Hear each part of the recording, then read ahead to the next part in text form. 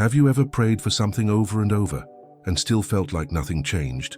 You spoke the words, you begged, you hoped, yet deep down, it felt like your prayers were bouncing off the ceiling. What if the problem wasn't what you were praying for, but how you were praying? Neville Goddard said something most people never forget once they hear it. Prayer is not asking, prayer is assuming. And that one sentence flips everything we were taught about faith. Because wishing looks at what's missing, but prayer, real prayer, feels from what's finished. It doesn't beg for change. It assumes the end and lives there. The truth is, most of us have spent years wishing in the name of prayer, hoping, pleading, repeating, waiting. And all the while, we were affirming the very lack we wanted to escape. But once you understand Neville's method, the feeling it real Neville method, you start to realize that creation isn't coming. It's already finished. This video will take you into that deeper understanding, how to shift from anxious asking to calm assumption.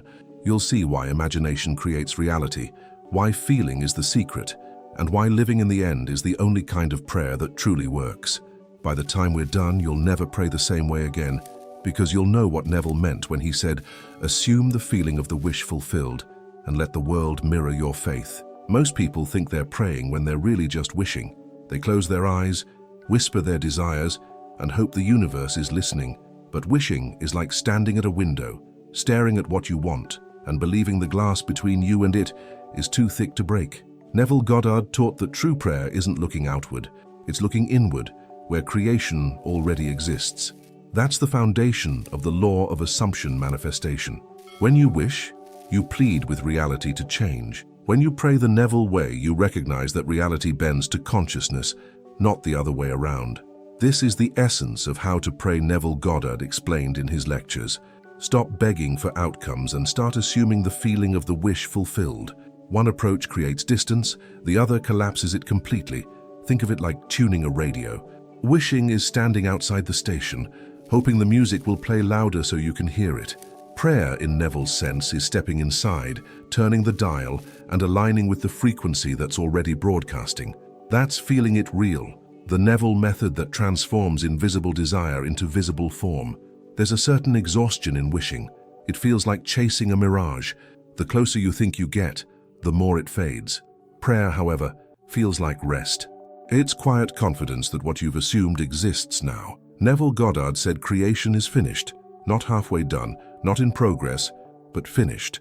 The only thing left is to assume the end and live there. Many people were taught that prayer means pleading, please God, give me this. But in the law of assumption, prayer is identification. Thank you, Father, it is done. It's a radical shift from effort to embodiment.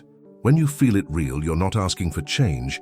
You're being the change itself, living in the end where your wish is already reality. There's a saying, wishing waits, prayer moves. Wishing keeps your dream locked in the future tense. Prayer, as Neville described it, moves it into the now. Every I wish carries lack. Every I am carries creation. The power of imagination creates reality, not one day, but instantly in consciousness. The outer world just plays catch-up. Imagine two people wanting a promotion. The first keeps saying, I hope it happens. The second closes her eyes, feels the pride, the confidence, the relief of already having it. She lives from that state, speaks differently, walks differently. Guess who gets it first? Neville's feeling is the secret wasn't a metaphor, it was a manual. Prayer is not words, it's state. You could sit silently and still be praying powerfully if your inner world matches the reality you desire. Wishing, on the other hand, can fill hours with noise and still achieve nothing. It's like sending a letter to yourself, but never opening it. You already have the answer, you just haven't read it yet. The irony is, most people think wishing is humble and prayer is demanding. But Neville flipped that. Wishing denies your divine power, prayer affirms it. You are the operant power, imagination itself, shaping worlds. And when you finally stop wishing for miracles and start feeling them real, you realize you were the miracle all along. The difference might sound subtle, but it changes everything. Wishing looks to the sky, prayer looks within.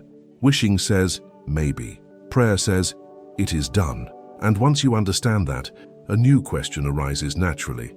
If prayer is feeling it real, what does that experience actually look like in daily life? When Neville Goddard spoke about prayer, he didn't mean reciting words or asking for favors. He meant entering the state of the wish fulfilled, what he called feeling it real. It's not about convincing some higher power to act on your behalf. It's about aligning your inner world so precisely that reality has no choice but to mirror it. True prayer isn't asking, it's assuming. Imagine this. You want healing, love, or abundance. Wishing says, I hope one day it happens. But how to pray Neville Goddard style means closing your eyes, breathing deeply, and feeling the relief as if it already did. The feeling of done carries a vibration the universe can't ignore, because it's not trying to attract, it's revealing what already is. Neville used to say, prayer is the art of assuming the feeling of the wish fulfilled. It's such a simple sentence, and yet it dismantles centuries of misunderstanding. We were taught to ask with words, but creation doesn't respond to words. It responds to states. When your inner state matches the reality you desire, that reality must appear. That's the feeling it real Neville method. He gave countless examples, from people manifesting jobs to restoring relationships, not through force, but through inner transformation. They didn't do more, they became more. When they prayed, they didn't ask for something to come. They quietly entered the feeling that it already had, and reality, faithful as ever, rearranged itself to match. Think of it like acting, but with full emotional conviction.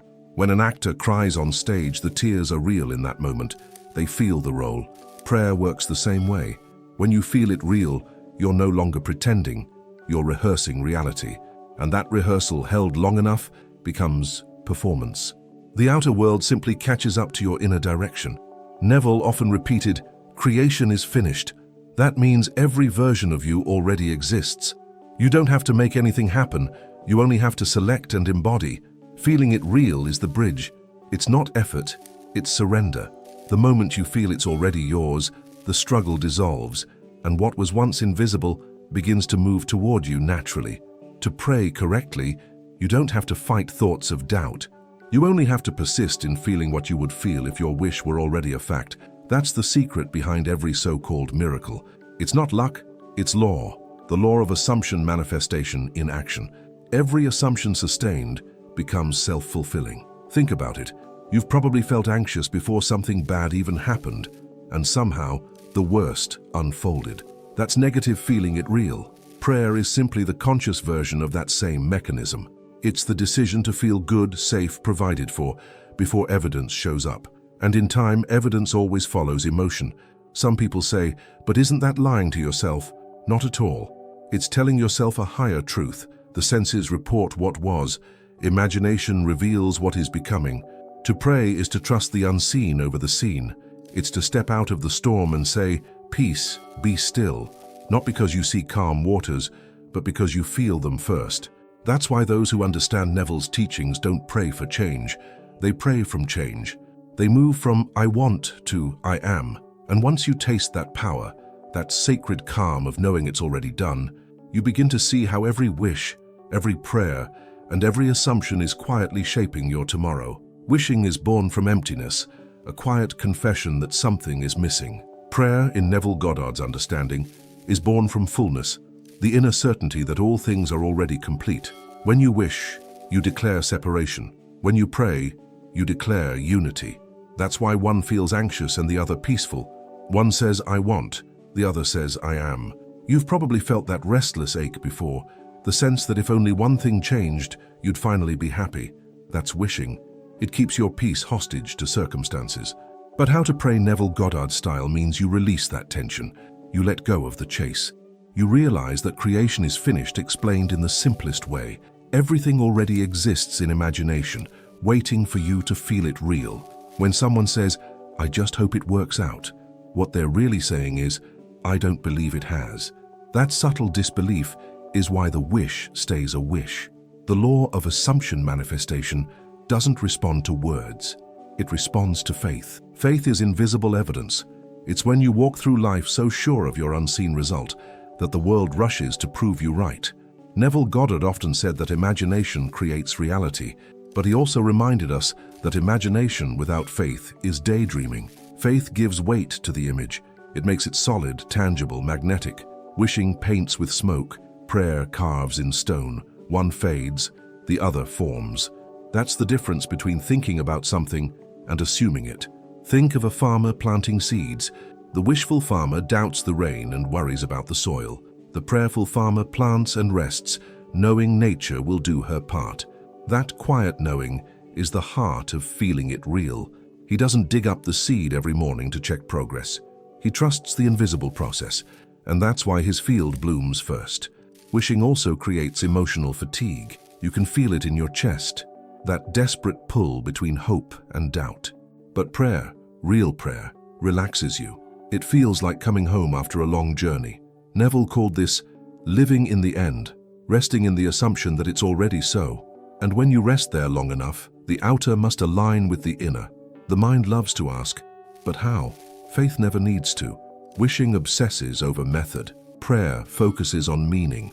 When you know who you are, awareness itself, you stop trying to control the scene and start directing the state. That's feeling is the secret in practice. Stop wishing for the path and start feeling the destination. Many people confuse wanting with power. They think intensity equals effectiveness. But Neville said intensity without faith is just noise. Real prayer can be silent and still shake mountains. It's not about how loudly you ask, it's about how deeply you assume. The quieter your conviction, the faster reality rearranges itself to echo it. You can always tell where someone's operating from by their words. I want carries emptiness. I am carries energy. Every I am is a seed of creation, and when you repeat it from the heart, I am provided for, I am loved, I am free. The unseen listens. Because in the language of consciousness, I am is the name of God. Once you start recognizing this, wishing begins to feel foreign. It's like realizing you've been trying to open a door that was never locked. Faith makes you smile at your old habits. You stop asking for signs and start being the sign, and slowly, your world begins to look more like your inner knowing, leading you to wonder why we ever begged for what we already had. Most people don't realize that when they beg, they're affirming lack. They're saying, I don't have it yet. But Neville Goddard revealed something revolutionary. Creation is finished. Every outcome already exists in imagination, waiting to be assumed. When you plead, you delay. When you feel it real, you allow. The law of assumption manifestation doesn't respond to desperation. It responds to identity. Think about it. When you plead for money, love, or healing, what vibration are you in? The vibration of not having. The universe is, or better said, your consciousness, mirrors that perfectly. That's why Neville emphasized that wishing and praying are not the same. One says, I need. The other whispers, it is done. The difference sounds small, but it's the gap between delay and manifestation. Imagine standing in front of a mirror, asking your reflection to smile first. You'd never do that, right? Yet that's how most people live, begging the reflection, the outer world, to move before they do. But how to pray Neville Goddard style means smiling first inside. The mirror, reality, simply follows suit. No begging, no bargaining, just alignment. Begging makes you feel powerless. It reinforces the illusion that something outside of you holds the key. But Neville taught that imagination creates reality, and imagination is within you. When you pray by feeling, you're stepping into your rightful role as the creator of experience. You stop knocking at the door and realize you are the door. Some people think begging shows humility, but in truth, it's disguised disbelief. It's saying, I don't trust the law will work for me. Real humility, according to Neville, is knowing that your imagination is divine, that God operates through your assumptions. So the most respectful thing you can do is to believe fully and assume boldly. Let's use a simple analogy.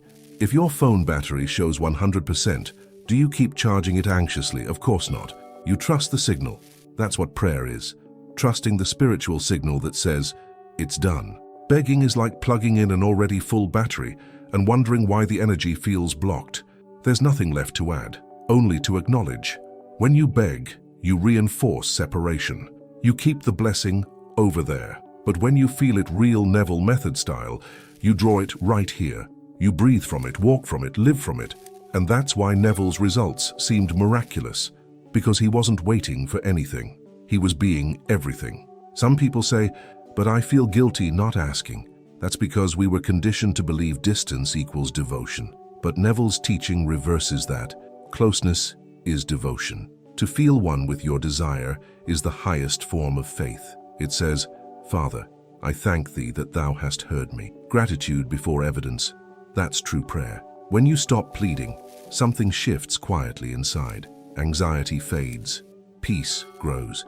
You begin to sense that life isn't testing you, it's mirroring you.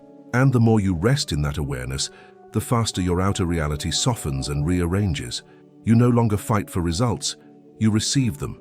So, instead of begging for what's already finished, enter the stillness of knowing. Feel that sigh of relief that, it's done, because in that feeling lies the bridge between unseen and seen. And as you settle into that peace, you'll naturally begin to wonder, what does it mean to pray correctly? To consciously imagine and feel your wish as granted. To pray correctly, Neville Goddard said, is to go within and imagine one small scene that implies your wish is granted. You don't need to visualize a movie. One short, vivid moment is enough. It could be a friend congratulating you, or the feeling of lying in your new bed, or hearing someone say, "I'm so happy for you." That's it. Feel it real, and let that scene become alive inside you. So many people make prayer complicated. They think they must hold long meditations, burn candles, or repeat affirmations endlessly. But how to pray Neville Goddard is simple. Select one scene that feels like the end and step into it as if it's happening now. Don't watch it, participate in it. Feel the texture, the temperature, the emotion. Live it, not as a dream, but as memory. Neville's Feeling It Real method always focused on the senses. He said, you don't visualize with your eyes, you visualize with your mind. If you can't see clearly, imagine the tone of someone's voice. If you can't hear, imagine their touch. The goal isn't clarity, it's conviction. What matters is the emotional certainty that this scene is true right now. When you pray correctly, you don't force emotion. You simply allow it to rise naturally from the scene. If you imagine someone hugging you in celebration, feel the warmth, the heartbeat, the gratitude. That emotional response is the law of assumption manifestation at work. It's the language consciousness understands. One of Neville's most beautiful stories was about a woman who imagined shaking hands with her employer after receiving a promotion. Every night before sleep, she felt the firm handshake and heard, "Congratulations." Within weeks, it happened exactly as she had felt. That's the essence of wish-fulfilled prayer, Neville style. Precise, simple, and saturated with belief. The beauty of this process is that it trains your inner world to become more real than the outer one. You begin to realize that imagination is not fantasy. It's creation's workshop. That's why Neville always repeated, imagination creates reality. When you master the art of praying correctly, your eyes may still see lack, but your heart feels fulfillment, and soon, the world catches up. Think of it like planting a mental seed. You don't have to water it every minute.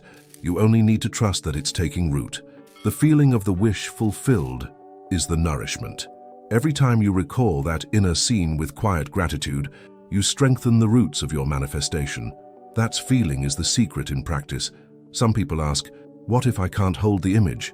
Neville would say, then hold the feeling.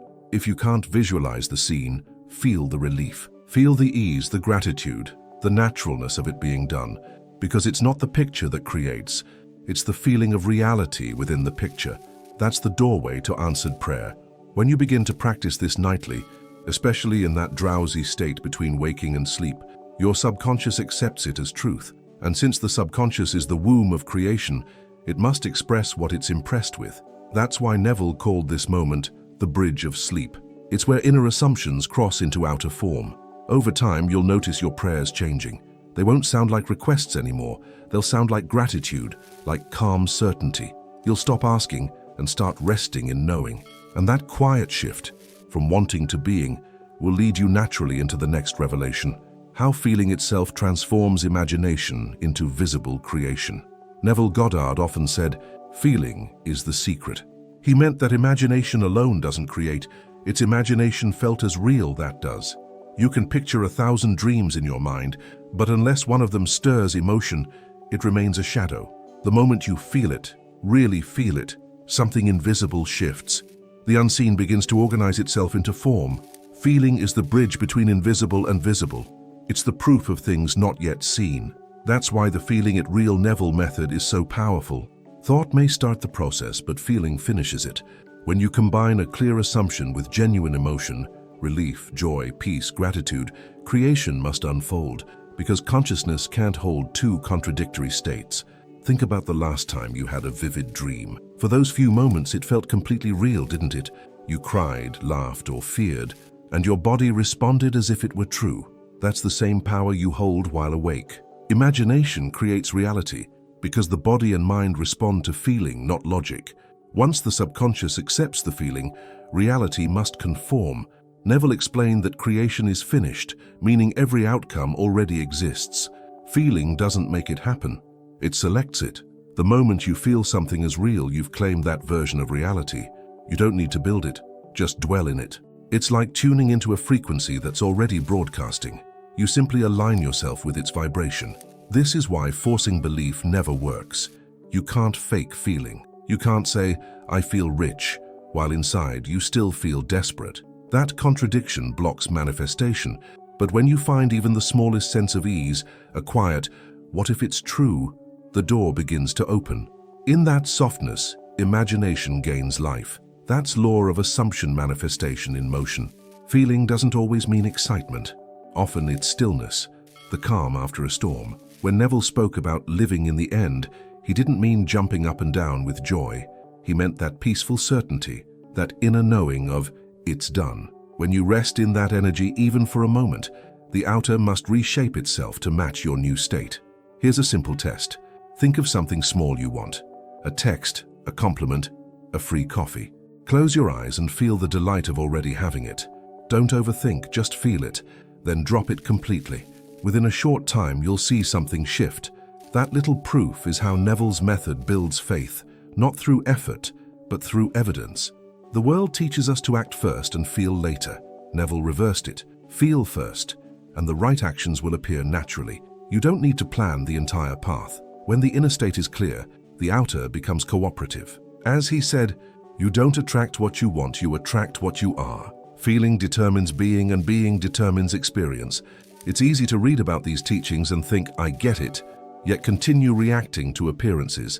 But the real mastery begins when you feel your way through contradictions, when life shows lack and you still choose fullness, when fear whispers and you choose faith. That's the invisible moment where creation happens, not outside, but within. And once you realize that feeling is the birthplace of form, everything changes.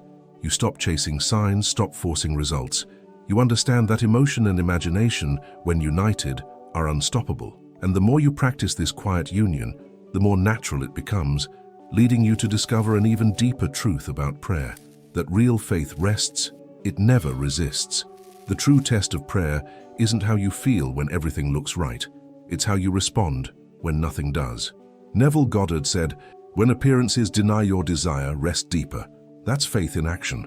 The wishful mind panics when results delay, but the prayerful mind knows delay is illusion. Creation is finished. Your job isn't to push, it's to rest in knowing. Think of a seed again. You don't dig it up every day to check if it's growing.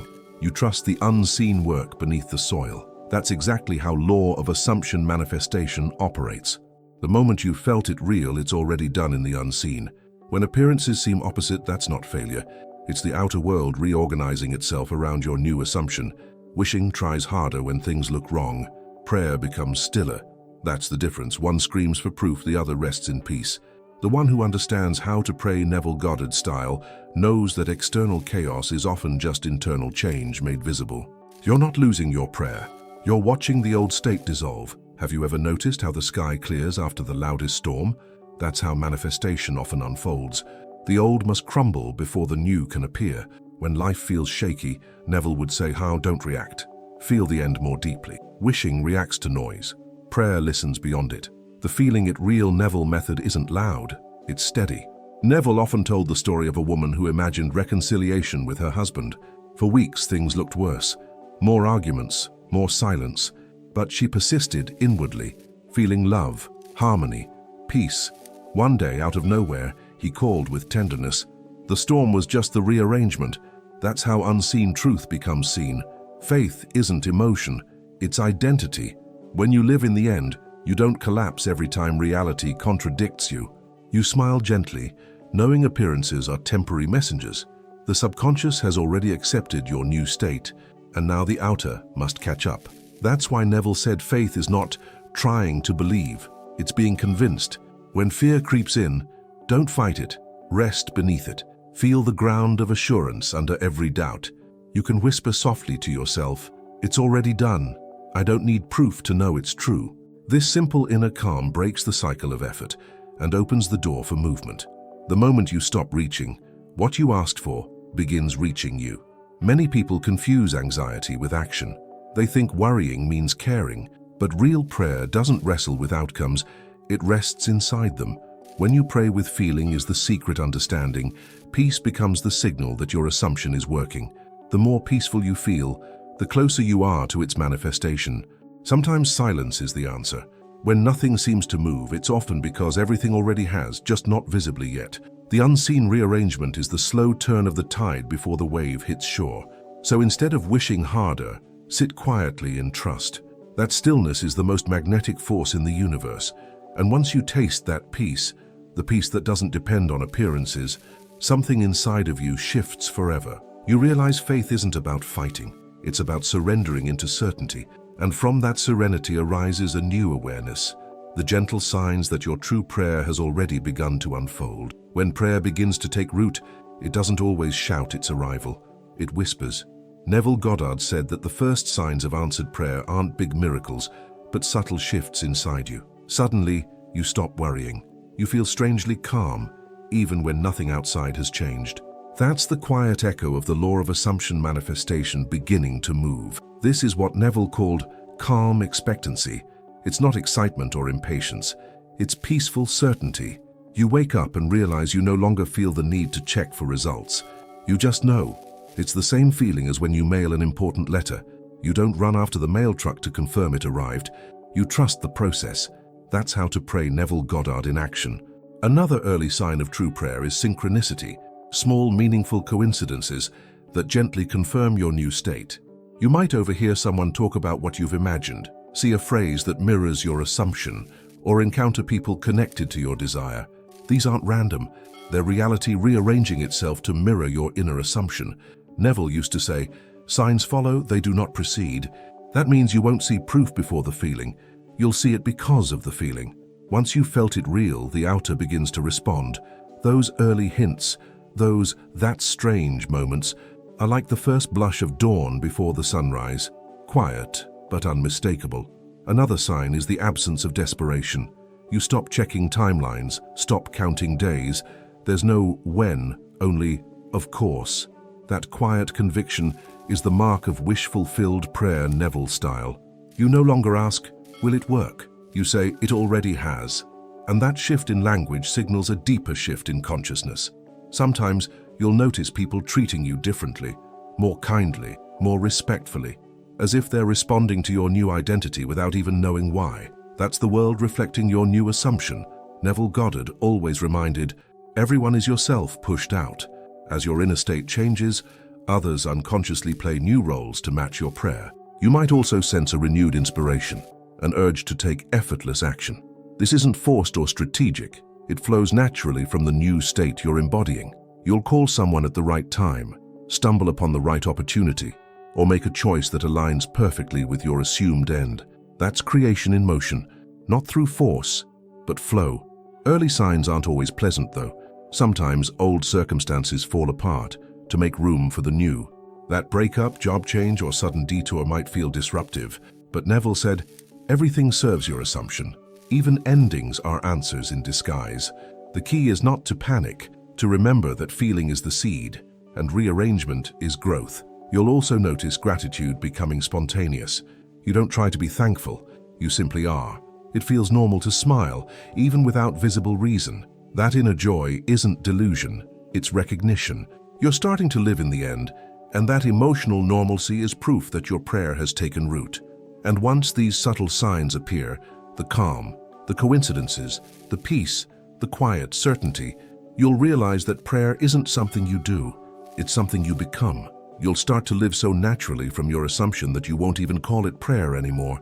You'll call it life, which leads directly to the next revelation, the moment when prayer and identity finally become one. There comes a moment when prayer stops being an act and becomes your natural state. That's what Neville Goddard meant by living in the end. You no longer enter a prayerful mood to connect with your desire. You are that mood all day long. It's not performance. It's embodiment. You've shifted from hoping for results to being the result itself. At first, this feels strange. You catch yourself reacting as the old you, then gently correct it, like remembering a song's rhythm after missing a beat. But soon, the new identity feels normal. You don't pretend to be healed, abundant, or loved. You feel it as your baseline. That's the feeling it real Neville method fully matured. Prayer no longer practiced but lived. Neville once said, "You must become so saturated with the feeling of the wish fulfilled that you live and move and breathe from it." When that happens, you stop asking, "When will it come?" because you know it's already here. Imagination creates reality. And now, imagination isn't a tool you use. It's the consciousness you live from. You begin to notice how effortlessly your world responds. People speak to you differently. Opportunities that once seemed out of reach arrive unforced. This isn't luck, it's alignment. When you inhabit the answered version of yourself, reality becomes your echo. That's law of assumption manifestation expressed through identity, not effort, but being. Think of it like an actor who never leaves character. When you dwell in the role long enough, you forget you're acting. The audience, life itself, believes you because you believe you. Neville's point was that God becomes man so man might become God, meaning awareness becomes form, so form can reveal awareness. Living as the answered self is that divine exchange. It's not about faking confidence or repeating affirmations. It's about feeling natural in your new identity. If wealth is your assumption, you no longer say, "I hope I have enough." You simply move with quiet assurance that provision meets you everywhere. That's why Neville said, "The feeling of naturalness tells you your prayer is answered." The interesting thing is, this version of prayer doesn't need to be scheduled.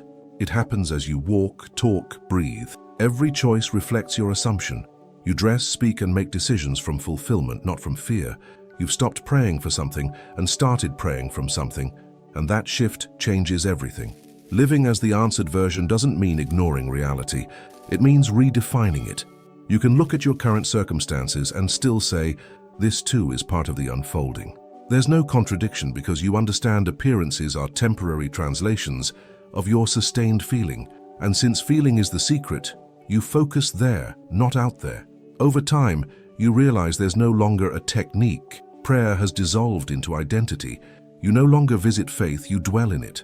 You find yourself walking through ordinary moments, paying bills, driving, talking, and suddenly realizing you feel completely safe, guided, whole. That's when you know the state has fused with self. And as you live this way, something profound dawns on you.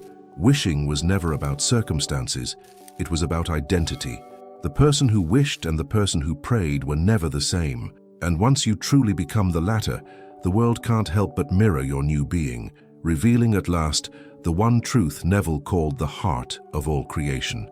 In the end, the real difference between wishing and prayer is not technique, it's identity.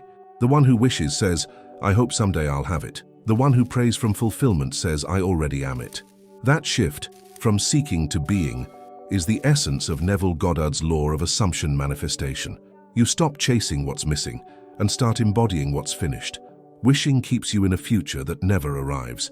Prayer, in Neville's sense, anchors you in the eternal now.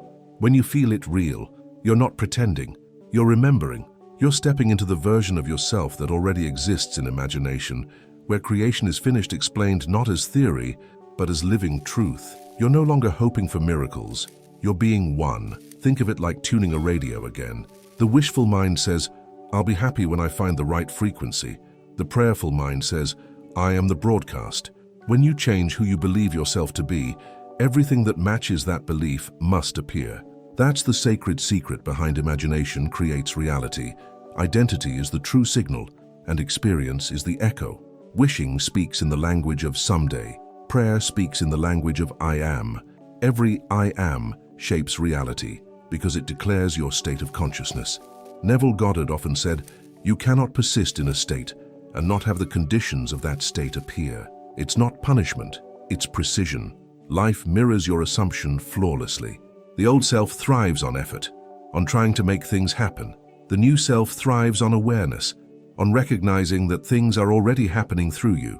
You no longer beg, force, or chase. You simply assume and allow. That quiet power is what Neville meant when he said, Be still and know that you are God. Stillness is not passivity, it's authority. When you shift identity, prayer stops sounding like asking. It sounds like thanksgiving. You don't say, "Please let this happen." You say, "Thank you, it already has." Gratitude becomes your natural vibration, not a forced ritual. And because consciousness responds to feeling, the more thankful you feel, the more evidence you gather to remain thankful. The loop becomes divine. In this state, imagination is no longer fantasy, it's instruction. You begin to see how every image, every inner word, every emotion is a creative act. You become careful with your inner speech because you understand that feeling is the secret.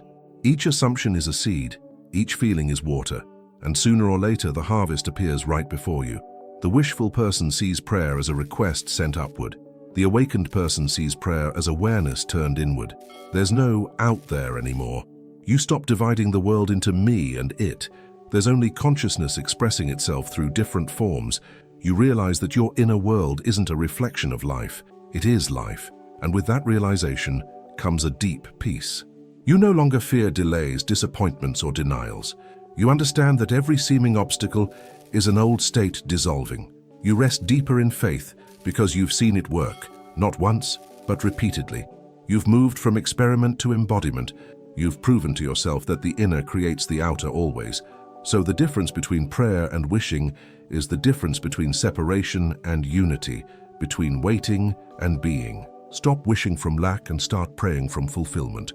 Because once you live as the answered version of yourself, the world can only echo your certainty. And as Neville would say, assume the feeling of the wish fulfilled and watch the world rearrange itself to reflect your faith. So now that you understand it, the real difference between wishing and prayer, the question becomes, how are you going to pray tonight? Will you ask for something, hoping it happens? Or will you close your eyes, breathe, and feel it already done? Because every time you pray as if it's already finished, you're telling the universe, or rather your own consciousness, this is who I am now. And the world, faithful to its source, must echo back that identity.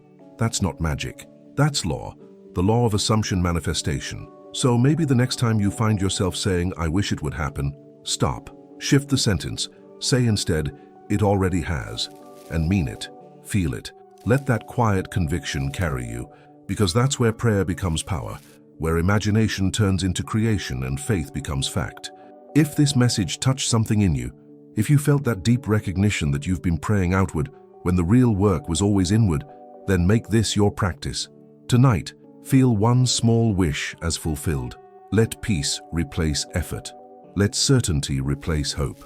And before you go, remember to subscribe to the channel, turn on notifications, and keep walking this journey of awakening with me. Each video will take you deeper into Neville's world, where imagination is God, feeling is the bridge, and faith is the key that unlocks everything you've ever desired.